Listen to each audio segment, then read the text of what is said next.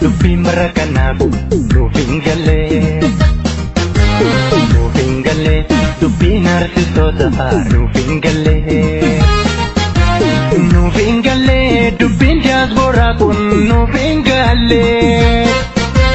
Nakkaaleensa akka qeerransa barooda baane akka loonii marracha galuuni.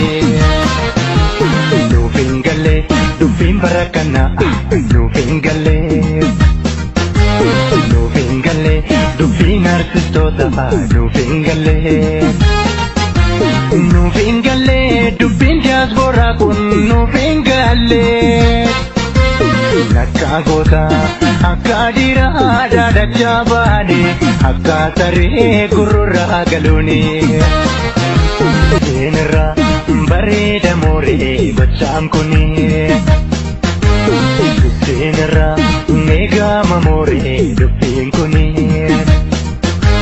Nama daabboo sumuunidha garaa keetiif jecha sadooftuusuun. Lafee gootota irra sarkaanfattee dhiiga barattoota keenyaa nyaattuut. Maqaa gaarii seenaa boonsaa Oromoon si beeku si jaallatuun. Nama maqaa kee balleessitu seenaa kan kee xureessitu duutee baddee maaf biyyeen taatu. Nama maqaa kee balleessitu seenaa kan kee xureessitu duutee baddee maaf biyyeen taatu. Lubbuu eebbisa kana wayyeessa jaaljaarsoo waaqoo lamuu qixxeessa. Burrii soborruu lakkatee wakiifaa kabbadaa badaanii sirriilee jifaarfaa.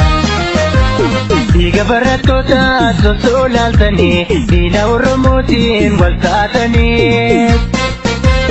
Dhiiga Oromoo nyaachuuf biyya galtanii arguudhaaf jirra bortuma keessanii.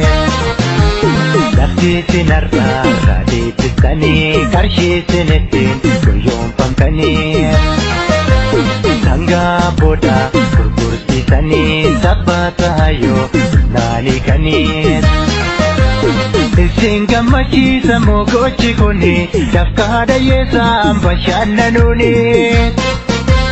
Maqaan festiitiin nu saamuuni diina Oromootiin wal taatanii. Beekna garreerraa hin guyyuun hundaa barreerraa.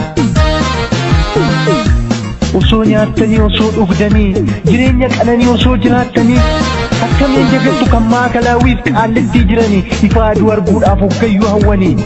Kachana saba Oromoo kan bosona jiru wabookoo akkamiin dagattu kan beelaa fi dheebuu qorraan dararamu. Silkaan isin har'attiin farsoo keessan dhuddanii nyaapa waliin teessanii kolfaa cooma murtanii. Ija keessaniin imimmaan fooniif lafee keessaniin dhiiga bo'aa turtanii. Kaayyoo manaa baatanii haga galmaan hin ga'iini. Kaleessa gaarii hojjettanii har'a yoo dhugantanii. Garaan keessan osoo beeku kan dharaa farsitanii. Hawwaa mana keenyaa kan beeku diinni hamaan isinii. Lafee jaallanii irra tarkaanfattanii dhiiga barattootaa sareedhaaf dhiistanii. Goota akka elemoo abboo boruu dinnee kullanii fayyaantuu laggatee faadhamne dhugaa rabbiiti waliin dhiisnu maaf haadhoo.